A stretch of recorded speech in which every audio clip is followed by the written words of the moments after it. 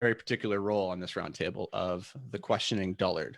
So I already asked my first question, I guess, but my next question is, what's changed in the world of financing in the last 4 or 5 months?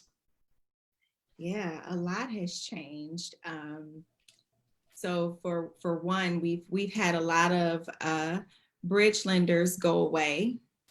We've had CMBS hit the pause button.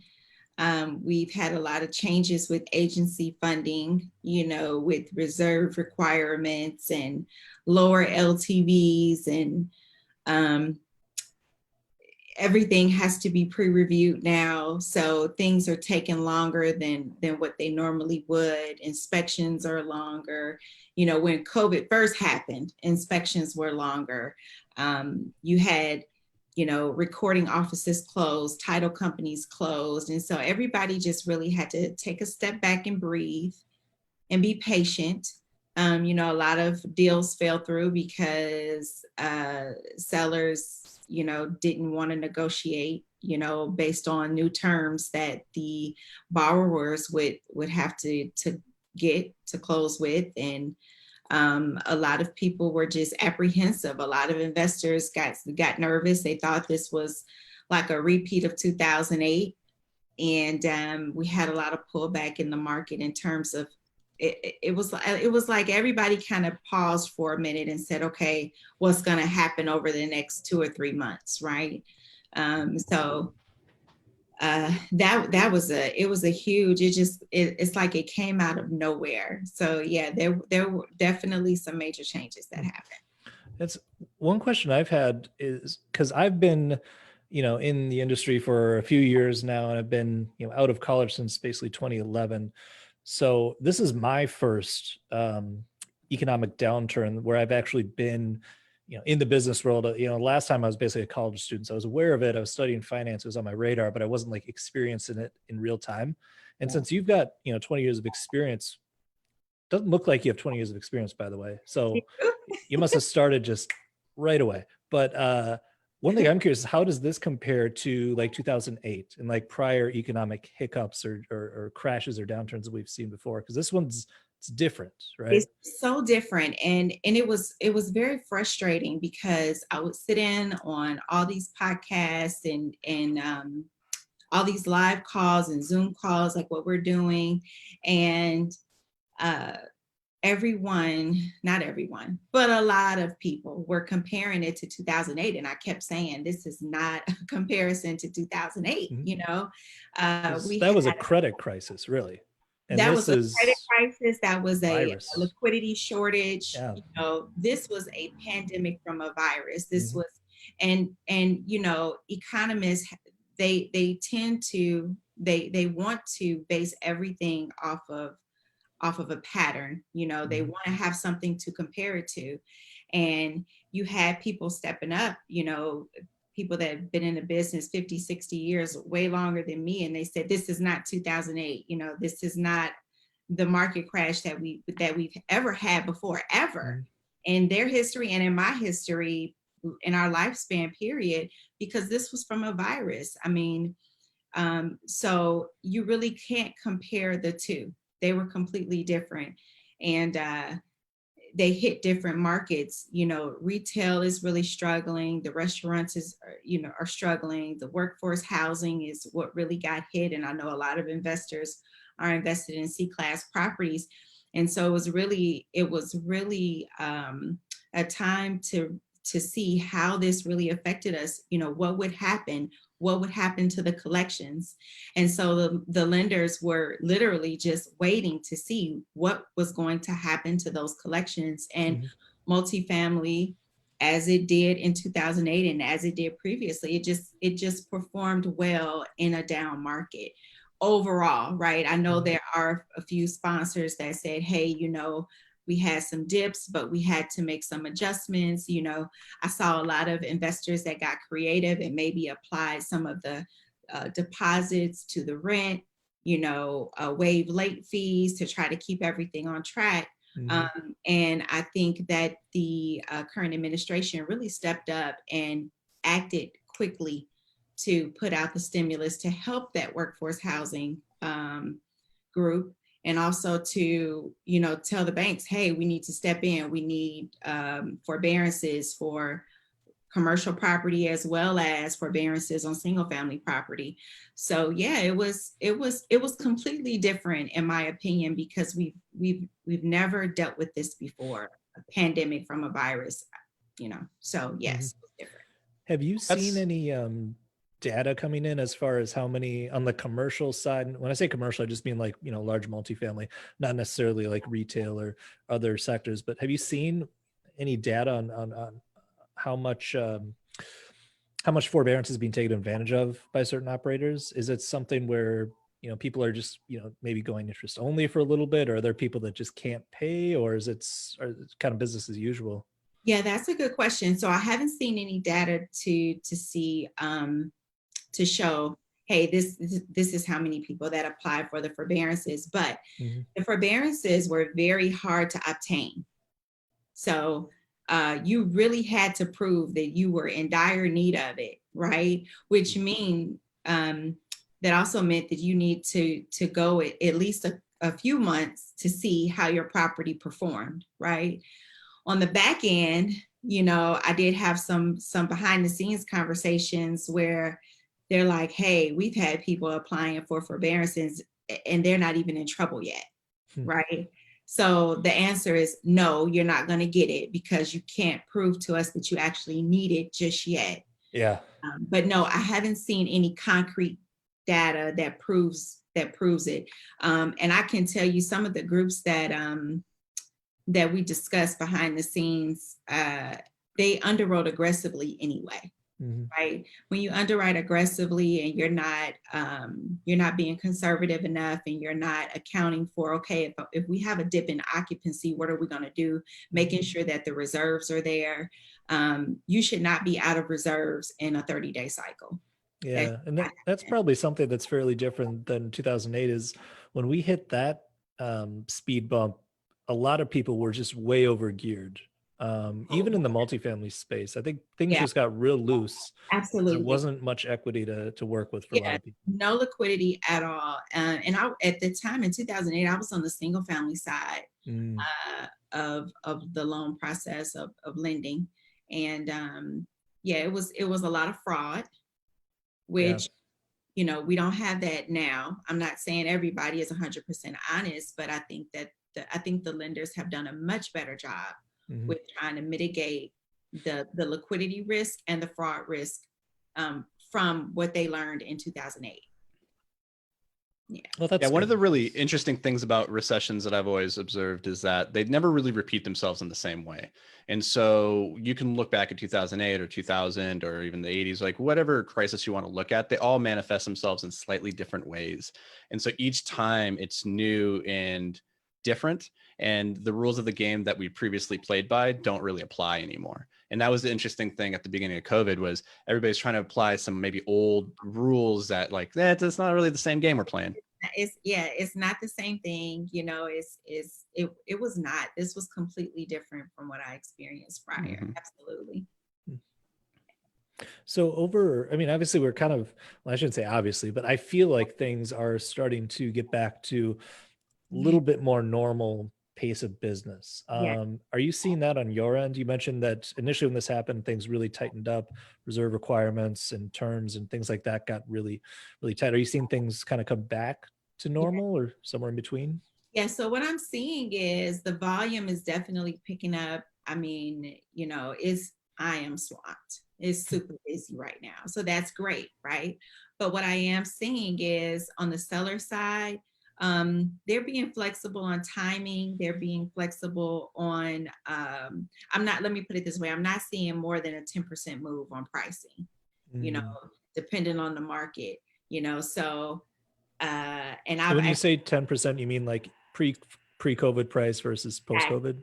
Exactly. So I'm not really seeing a you know, where the seller says, okay, yeah, we'll lower the price by $1 million.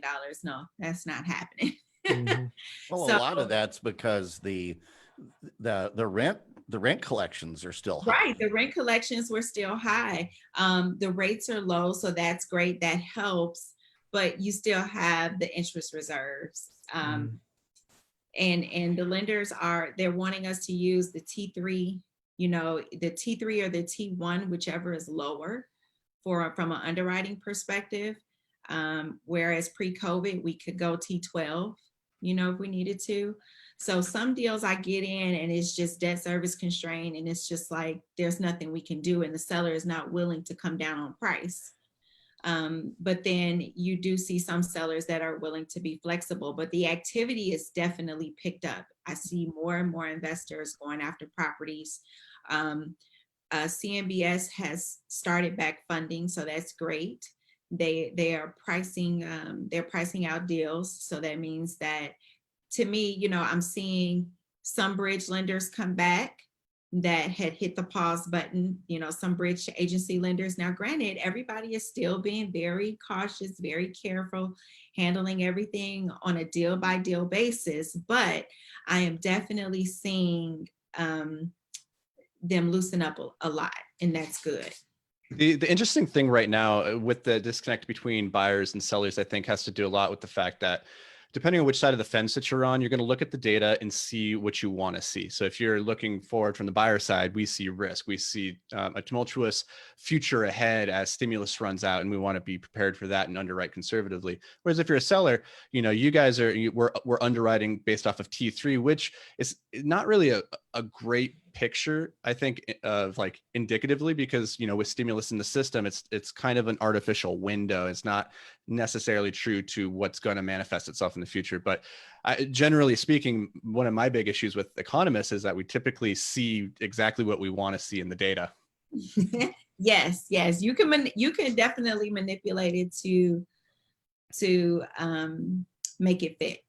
Mm-hmm. Your narrative. So one thing, did we cover, because I think we're a lot talking about things like we're assuming our audience is up to speed on. We're assuming I'm up to speed. Yeah, which I'm not. Yeah, there are a lot of acronyms there.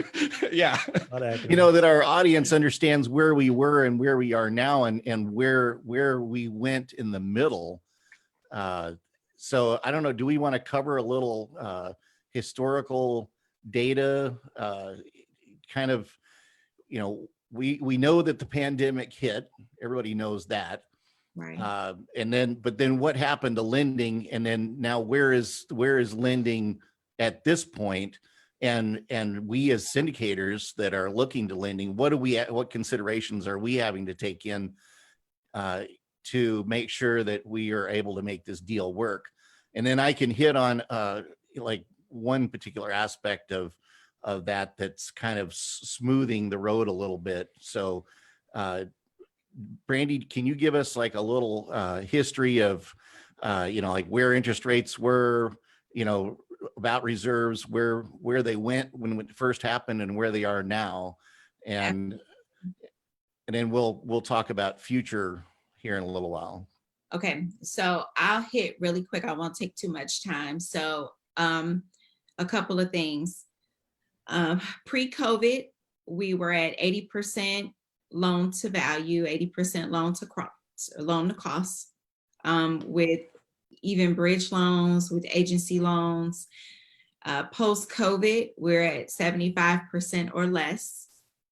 Pre-COVID, rates were still good pre-COVID, but now, we're seeing rates in the twos, and we weren't seeing that pre-COVID, right? So now post-COVID, we're seeing much lower interest rates than where they were before. And we were still under 4%, right? But it just wasn't you didn't see rates in the twos. I'm guessing the twos are just for like 50 or maybe 60 LTV, right? Now it's 70 or 75. So we can still get 75, we can still get in the twos, but the loan amount is what plays the factor.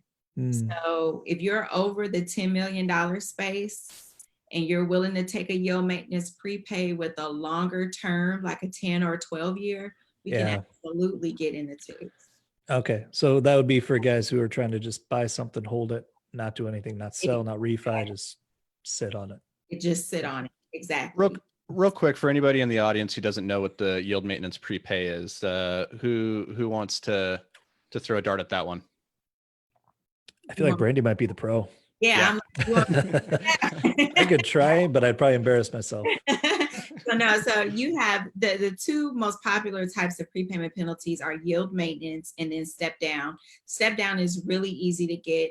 It's, it's literally step down percentage. So if you start at a 5-year loan, you start out at 5% the first year, and then it goes to 4% the second year, 3, 2, 1. It literally steps down for each year based on the percentage. A yield maintenance is a little bit different because it's a calculation of interest owed through the end of the term.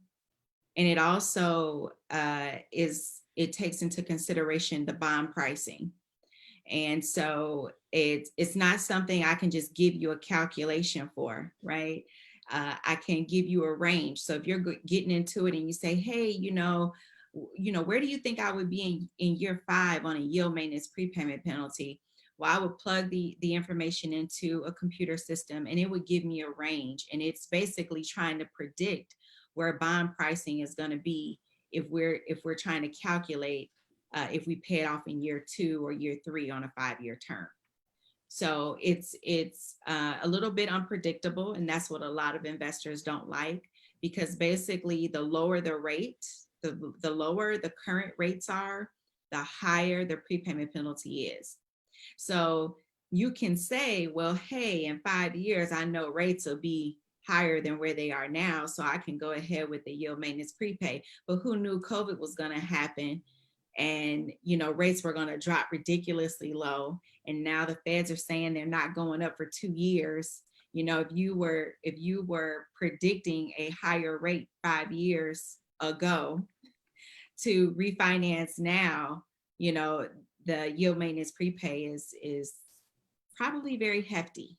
Are you seeing operators right now kind of looking at the distinction between floating and fixed and saying, hey, let's go at the floating rate so that we can maybe avoid those penalties on the back of, the Fed saying the rates aren't really going anywhere for the next couple of years?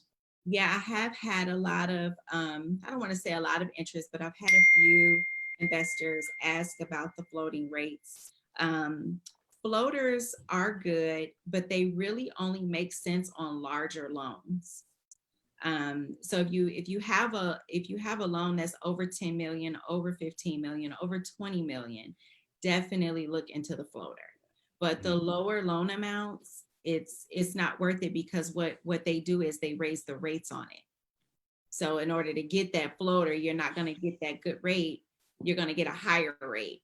So if you're over the 10 million space on the loan amount, I would definitely say look into the floater. Mm-hmm. Yeah, it makes sense. I mean, just because it's so clear that we're in just like a 0 rate environment now. I mean, we saw last time they tried to raise rates was December 2018, and that did not go well. It didn't go well. Yeah, mm-hmm. Like they tried to raise it back quarter of a point. And it just was like a nightmare. It was like the worst. It was like Black Monday, basically. It was ridiculous. It did not go well. I bought a building like a week before they did that. I was like, seemed like the world was ending right there. I was like, great. That makes you feel good. Yeah. Just in time? What's that? You closed on it just in time? Just in time. Yeah. And then that happened. I was like, oh, wow, the world ended. Cool. Right. Well, the one thing that was really crazy about this time is that we had I know several operators that had already performed due diligence. They were getting ready to close, but they hadn't locked their rate in yet. And then COVID hit, and the lenders calling back saying that, oh yeah, those rates that we quoted you aren't good anymore.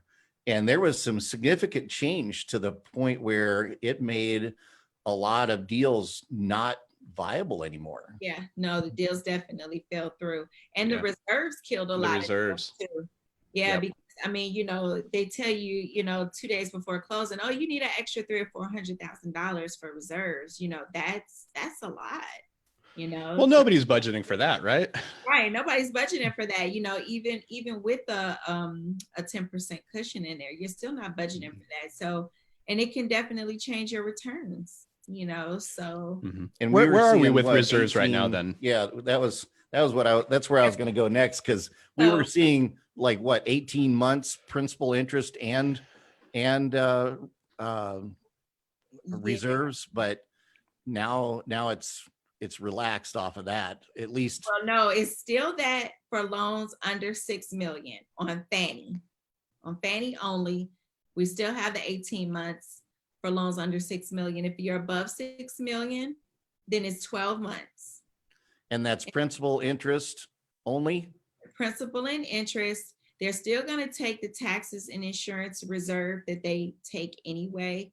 And they're also going to take the replacement reserves into escrow. And that's with Fannie? Yes, that's with Fannie. And that's what's Freddie getting up to over there? Freddie is 12 months across the board. Freddie SBL. So Freddie SBL. So that's under 7.5 million. And it's just P&I though, isn't it? Yeah, it's principal and interest. They still, I believe Freddie still wants the replacement reserves escrow too. I could be wrong, but it literally changes so much. I just underwrite thinking that, I underwrite for it anyway. And if we don't need it, once we get into underwriting, then great. But you're going to have to do your taxes and insurance escrow anyway, right? Your replacement reserves is not a lot, $250 to $300 a door is usually what you're averaging. But principal and interest is. And how long does that have to sit in an escrow account? Yeah, so that's the difference. That's the biggest difference with Fannie and Freddie right now. So Freddie is 90 days and Fannie has brought it down to 9 months. So they say 6 months and 1 quarter, but that's 9 months all day long. That's kind of a jacked up way of saying 9 months. I don't know why they just don't say 9 months. That's banking for you. That's bank. Yeah, that's pure like politician. The difference is Fannie lets you put in rehab dollars and Freddie doesn't. But then when you look at sitting on all those reserves at Freddie for only 90 days, if you maintain a minimum DSCR, and Freddie becomes attractive all of a sudden. Yeah, Freddie does. And the other thing is, guys, on smaller balance loans, pre-COVID, we could roll in some CapEx, but now on smaller balance loans with Fannie, they're not allowing any CapEx to be rolled in. So really, it's really a big comparison when you're looking at Fannie and Freddie. Rodney knows I quote both now, no matter what, I quote both, because once you plug in those numbers and plug in those reserves, it may make sense to do Freddie, where before COVID, you were like Fannie all day long. Mm-hmm. Yeah. I tell you, when Brandi says that, I know it's because I'm working a deal right now and I almost feel penalized because the loan amount's under $6 million. And go bigger. I know. Come on, Rodney. Just offer to pay more. Does it work that way? Is that I good feel like business there's a lot of practice? I people don't know that how this follow works. that logic. Some of the pricing. Yeah, definitely. That's. Yeah. So do you have any idea? Did you pull your magic 8 ball out before this show, Brandi, to tell us where things are going or where you think things are going? So, okay. You know me, Rodney. I tend to be a positive person anyway. So I'm never gonna, talk the doom and gloom. But honestly, just honestly, I see things getting back to normal. I really do. Now, what I do think is, I don't think those reserves are gonna go away for a while. I think maybe like in some situations, we can get up to 80%. If we have a strong sponsorship team, we can get 80%. We can get 5 years IO. That is all back now, right? But it's still on a case-by-case basis. So yes, we can still get longer IO. We can get up to 80%. We can get reserves lowered. Maybe, we can get 6 months approved versus the 9 months. Those are things that if we put a good package together and we have a good team, we can go to war. We can fight for you to get those things. So the thing that I don't see going anywhere is the reserves. I feel like it gives the lender some sort of peace of mind that those reserves are there, right? And because we really don't know what's going to happen with COVID, they're saying, oh, you're going to have a second wave when flu season comes around. We really don't know what's going to happen. So it gives them a peace of mind. And I've talked to multiple lenders who have said the exact same thing, which is we don't think it's going anywhere for a while. So I'm curious, have you seen any creative strategies that operators have used where, coming into COVID, a deal looked like it was going to be solid, and then now you factor in all these new reserves and that just kind of kills the returns? Are people taking a different approach to deals, whether it be, I don't know, maybe putting more down, or are there any strategies that you see that try to kind of salvage some of that yield that we're losing to these increased reserves? Or are people just saying, whatever, we're just going to make half as much as we used to? No, and I wish, that's one thing I wish that would change. I think that the LP side, your passive investors, really, I know they know what's going on, right? But I feel like they should expect a little bit less during this time, right? Yeah. Right. So I wish that could change. I wish that a lot of the passive investors could say, oh, okay, well, maybe we can't hit the numbers we were hitting pre-COVID, but my money is still going to a great place. I'm still going to hit some good returns. It just may not be pre-COVID style.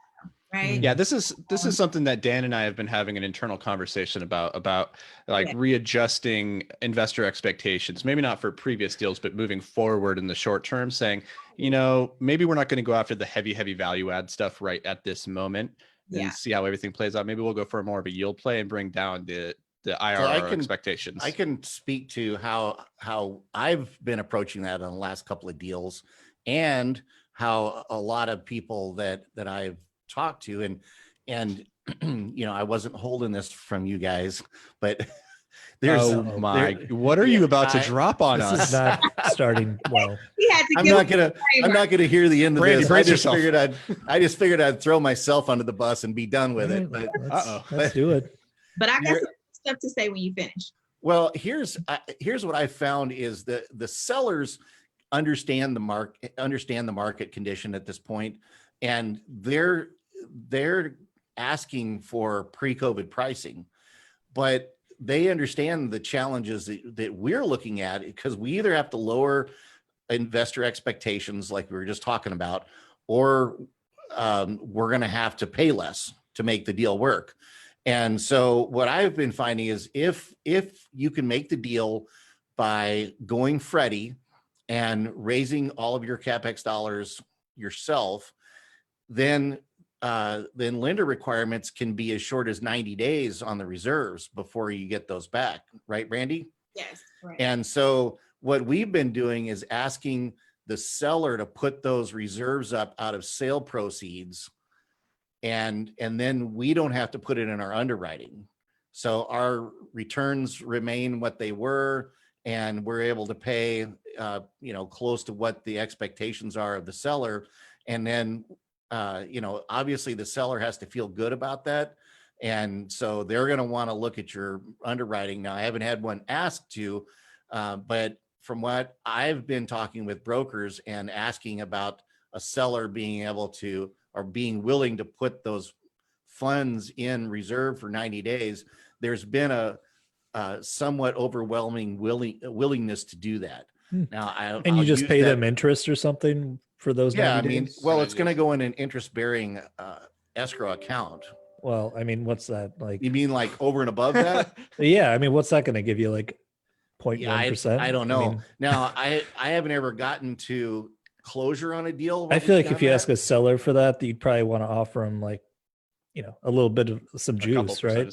They're having their money sit there dead for 90 days. It'd be totally worth it, because then it's like, if that costs you I don't know, maybe 5% or something, well, maybe not that much for 90 days, but if you have to pay a couple points to do it, I feel like that'd be totally worth it, because then your underwriting's relatively unchanged. That'd be amazing. Yeah. That's cool. I like that. And idea. and actually, I'm glad you brought that up, because that's probably another negotiating tool that you can use when you're talking to a seller about yeah, putting more money in their pocket, putting the money up. Yeah, If you pay them some exactly. dues. What were you going to say, Brandi? So the other thing that I was going to say is to treat the first year like the year of zero. So maybe withhold any payouts to your investors during that first year, because you want to underwrite conservatively. You can't expect rent bumps, and you can't expect to get in and just do everything you need to do that first year, right? So look at the year one as year zero, and then year two would actually start year one. So let's actually acquire the property. Let's take our time with the rehab.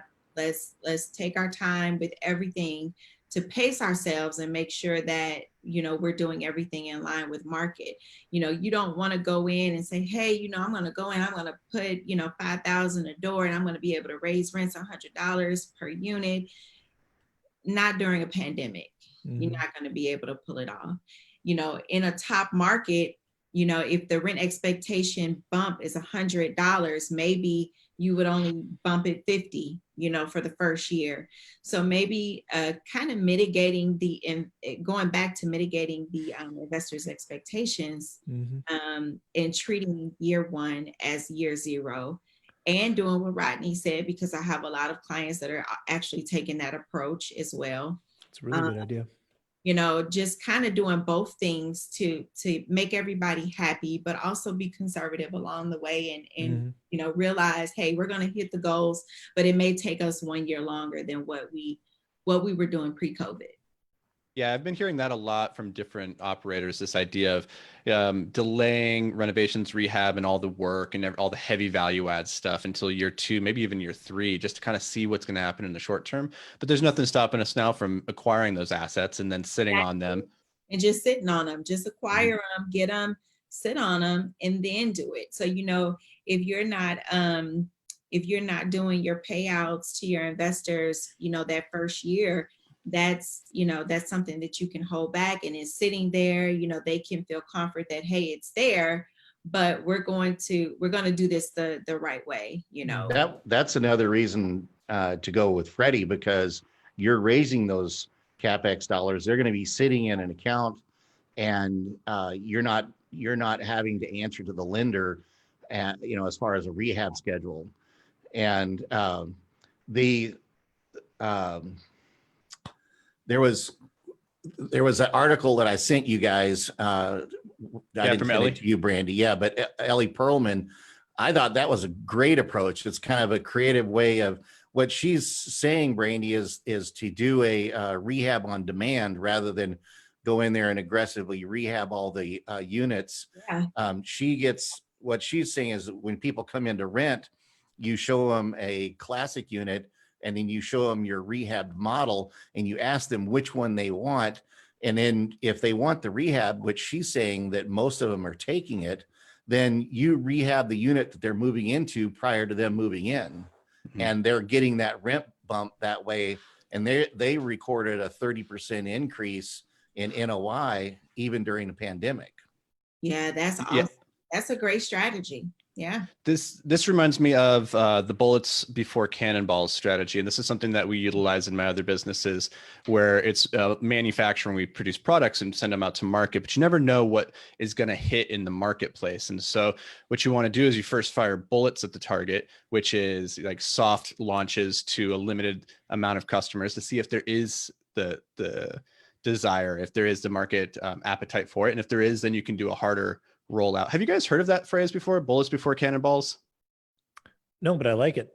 Okay, so real quick, we got to do a nautical history lesson here, real quickly. So this originates from like pirate times, when we're on the open seas. You see a boat coming at you from across the way, and they want to do you harm. If you start firing your cannonballs at them, you're probably going to miss them quite a bit, because you have to triangulate the angle. right? And so by the time you triangulate the angle, if you've just been firing your cannonballs the whole time, you're going to be out of cannonballs. So the strategy is you start firing your bullets first to triangulate the distance. So shoot the small things that you have a lot of supply of. Once you've hit and you've proven that there's a market and that there's an opportunity that you can capitalize on, then you sink them with your cannonball. So Makes sense. I like it. Yeah. Yeah, absolutely. now you guys are going to do better out there on the open seas. On Lake Minnetonka. Yep. It's about as So- open sea as I get. I mean, Sorry, what were you gonna say, Randy, Rodney? is there anything that we've missed that you think that we should have talked about? Let's see. Besides the boats. Yeah, because none of us have closed have on a that. deal since COVID. We've been shopping, but we haven't, gone to the closing table yet on a So deal. what- Like, what what do we is need to that- do? What do is we need it to be that's prepared stopping? for? What are the challenges that you're seeing as a sponsor?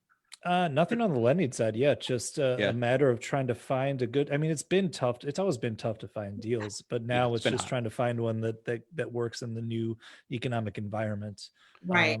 Kind of like I mentioned before, it's at this point I'm just kind of tempering my own expectations on, how much yield we're actually going to be seeing. So it's just finding something that Something has a good risk reward ratio right now. Yeah, Yeah. and I would say in the last couple months we've gone really conservative on our underwriting intentionally to, hey, if it works at these numbers, it's going to work regardless. But then there's other buyers out there who are willing to pay pre-COVID prices, who are going to be more aggressive, and so you lose out on those deals.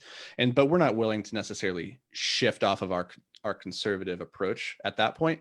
But now the conversation is, okay, what is the right strategy moving forward? Because you can't keep playing by the same playbook if the game has changed. So I think right. that's where we're hitting. Definitely. So I don't know which market you guys are in, but definitely expand that if you are looking. I'm seeing deals all over the place, right? So in areas that I haven't seen deals before, where clients are going after. So I would definitely tell you, expand your footprint, right? Make sure you have the right relationships in place so that you can get some of those off-market deals, just a call from the broker saying, hey, you want to take this before it goes to market. I've underwritten several of those for clients where it's not even at market yet, but we know that you can execute. So, take a crack at it, right? So, make us an offer, so that we don't have to go to market. So I would definitely say do that. I really wouldn't change my underwriting too much. But if you can, like Rodney said, get the seller to pick up some of that, even if it's just in price reduction, right? With the reserves, get the seller to do that. And it was something else I was going to say. Oh, if you can, work with your investors that you're raising capital from, just try to, say, hey, these things have changed. What I would like to see is some pricing come down. I thought we would get more of a correction on pricing during this time. Yeah. Mhm. We didn't. Well, not yet. I Yeah, don't think the reality thing has is kicked that in with all we're- the stimulus. and Yeah, a lot once of, that runs out, Yeah, it's the music gonna- hasn't stopped yet. right. We're still twirling around. Yeah. And the a lot of sellers, not necessarily in Dallas, I know that for sure, but a lot of sellers on the multifamily side did pull their property off the market because they didn't want to negotiate, right? They didn't want to have to play ball during COVID. So Mhm. they realized that, hey, the rates are still down, investors are back buying, but I may have to give a little bit on pricing. Maybe more properties will come available on the market. I am seeing lots of deal flow though over the last, especially probably 2 to 3 weeks. I mean, I probably got 8 deals today. And so there's lots of deal flow out there again. Yeah. Yeah. I mean, And I think Dan that's and I, probably because people are realizing the music is about to stop next year. So if they're gonna sell, if they were This is the planning on moment. selling, well, I mean, I kind of felt the same way as well. Like I said, my first property that I put on the market that I bought, because I was like, if I'm going to sell this in the next 2 years, I should probably do it now as opposed to next year. So I think there's a lot of that mindset. Like if it's on your radar in the next 5 years, you're probably better to do it now than over the next 2 years. So there's probably some deals coming down the pipeline for that reason. Yeah, absolutely. I agree 100%. 100%. Well, if they can't come to some sort of agreement on whether it's getting back to business with COVID or extending some sort of benefits, I think we have yet to see, what's going to happen, because there's, with all the businesses shut down, people are still paying rent, and they're even moving into places that they could afford if they were working, because they seem to have this surety. But at the same time, I don't think that the manure is going to hit the fan for probably another 60 days. And then I think we're really going to see what's going to happen. So if they come up with some solution between now and 60 days from now, great. But like this $300 stimulus that Trump has come up with, well, it's four, but the state has to pay 25%. And a lot of states are saying that they don't have the funds in their budget. So it's going to really probably end up to be closer to 300. And I think what he's doing that through a tax holiday, really, and it's not a direct deposit like the $600 was a direct deposit into somebody's check. He's doing more of a tax holiday, if I remember reading that. And so it's we're going to see the results of this probably a few months from now, and hopefully it's going to be good, but hopefully it's not going to be so bad, because all of us that are currently sitting on properties, it's going to affect not only us buying properties, but what we're currently operating. Yeah. Well, I mean, something that I think might help the story, which isn't necessarily a good thing, but I think it's something to keep in mind as far as people looking at the multifamily space in general, is that we're probably going to see a rush of foreclosures on single family homes, because there's a lot of people who have taken advantage of the forbearance. And Brandi, you could probably speak to this as well on the single family side. There's a lot of homeowners that have been taking advantage of the forbearance on their primary residence, and that's a pretty good deal where you can get into forbearance for, I think it's like 6 months, and then it gets added on to the end of the loan, and then you probably have another few months before anything goes into foreclosure if you're really struggling. So basically 12 months from when shit really started hitting the fan is where those single family home foreclosures are going to start popping up, and those are going to be new renters. So that's a pretty shitty situation, but in the grand scheme of things, it probably doesn't hurt the rental market for our types of assets, because we saw, at least in our area, multifamily workforce housing do pretty well during 2007, 8, 9, and 10 for that reason. All those people that had houses all of a sudden had to start renting. Right. So that's a sad story, but I think it kind of helps the story for multifamily. What do you think, Brandi? And the thing is, too, a lot of people took those forbearance agreements and didn't read the fine print, because not every bank was willing to put the amount owed to the end, the forbearance amount. They just make a balloon or something? A balloon. It at the end of the 4 months or 6 months. That doesn't help. And then bam, you got, And so there were people taking these agreements and not really reading the fine print, that if you take 3 months off or 6 months off, at the end of that period, that full amount is going to become due. Yeah, that sounds familiar. Yeah. So yeah, I absolutely agree with that. Well, one thing about it is everyone needs a roof over their head, right? So, whether that means taking in some subsidized housing, or making a few units where it's subsidized, or a voucher program, people tend to shift to apartments all the time. So I'm definitely in agreement with you there. I think if there's any asset class to be invested in right now, it is multifamily still every single call. And I mean, I sat on calls with some very experienced, very wealthy people, and they all said the exact same thing over and over again, that multifamily is still the best asset class. I never heard anything different. So I did hear that industrial was good, but I still heard that multifamily was Yeah. best. Industrial's been doing Bezos- really well for the last couple of Bezos years. needs a lot of warehouse space Yeah. right now.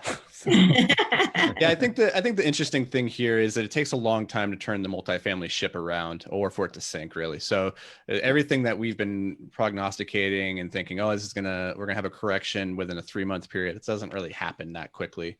And Right. so I That's what think I like about this. it's so it's slow. inherently stable. Yeah, you have time to So get out of slow. the way of the iceberg, so to speak. But I think it's really interesting right now. I was listening to another podcast with Harry Dent, who has some interesting ideas. When he is looking at demographics of renters, and historically that would be, our biggest demographics would be millennials and zennials, who are in like their mid to late 20s. Like that's your renting crowd. But what he's finding, zennial, yeah, it's the Gen the Z? kids. Yeah, exactly. Oh, okay. Come on, man, Never heard get that. with the times. That's called a zennial. Yeah. But what the numbers are really showing is right now the largest influx of renters is baby boomers. So people who weren't saving for retirement, who are realizing that the bulk majority of their life savings is in the equity in their home that maybe they were planning on handing down to their kids, but now they're like, oh, I have no retirement. I need to sell my home, and they're going to go live in an apartment, maybe a nicer apartment, but they're going to be liquidating those properties. And especially right now, if a lot of people are looking at the market and saying, oh, this might be the moment I need to get out, because who knows what's going to happen in the next 2 years, we could see a flood of supply coming on the market really shortly. Yeah, I agree. Yeah, I've seen that just with the my boomers. I was gonna say the boomers. Hey, we don't call them that here. We respect our elders. Hey, I'm just kidding. We don't. I'm one of them, so you can call. I'm Okay, boomer. like the last You're year not a of the boomer, baby but boomer, Rodney. yeah, are I'm you? like Really? I'm the last. Yeah, I man, know, look at I- those. You're the look at last those, boomer? look at I that almost gray look as hair. good You as got some- Brandi, yeah. don't I? But a lot of them they're getting to the point where they don't want to take care Hey, of wait! Yeah. Literally everybody in this show has been complimented so far on their looks, except for me. Oh, Your what? black, Oh, your and black V-neck Dan, is Dan, fantastic. as I was saying, Dan, It's okay. But that's what I the- know from the people I know. It's like they just don't want to clean the damn 4,000 square feet anymore. They're like, yeah, screw they don't this. want to Yeah. mow the grass. They just want somebody else to do that. Yep. Mhm. Yep, agreed. Makes sense. Okay. I get it. I mean, I'd rather lock the door on an apartment building and travel and not have to worry about are my pipes freezing? Is my grass long? Did the guy that was supposed to mow the grass show up? Right. All that stuff. It's so Yeah. Flexible. Yeah. Yeah. Well, guys, this has been a fantastic conversation. I think we're nearing the top of the hour.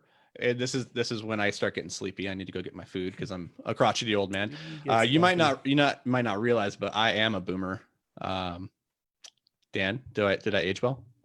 Oof. You did phenomenal. Man, I'm just fishing now. I'm just like out there with my fishing pole. Nobody's giving me anything. But Yeah, Brandi, want to you're really thank you so much for your time here today. For our audience out there who's like, I like Brandi, I like what she's putting out into the universe. How can they get a hold of you? And the best way, well, you can connect with me on LinkedIn, Facebook. Email me at Brandi at Reno, RENOCM.com. And my cell phone is 469-626-7979. You can. That was too fast. Go slower. Oh, I'm slow. I'm writing over. I got a little right, pen. okay. Show notes.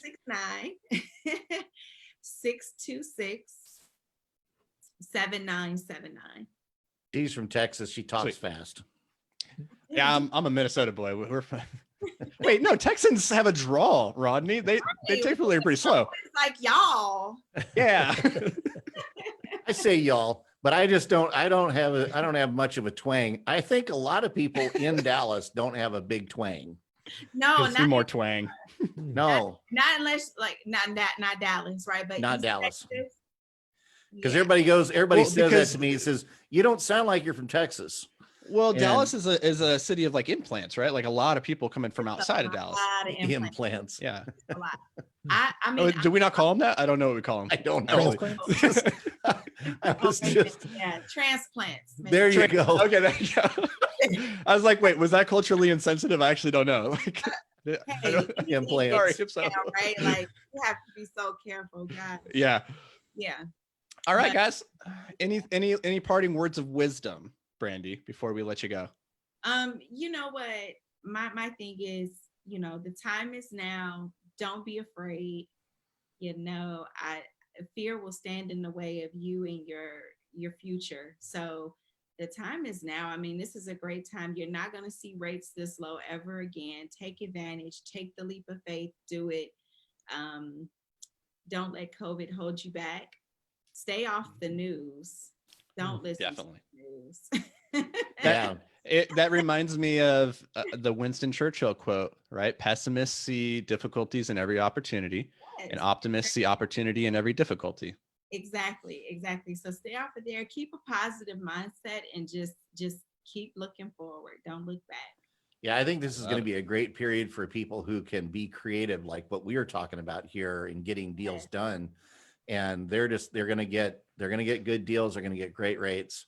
And don't sit back. And I do hear a lot of people saying, well, we're just not going to write any deals in 2020. And I've heard I that don't, too. I know. And I don't get it. I mean, it's there. The rates are just too good. Returns are still there.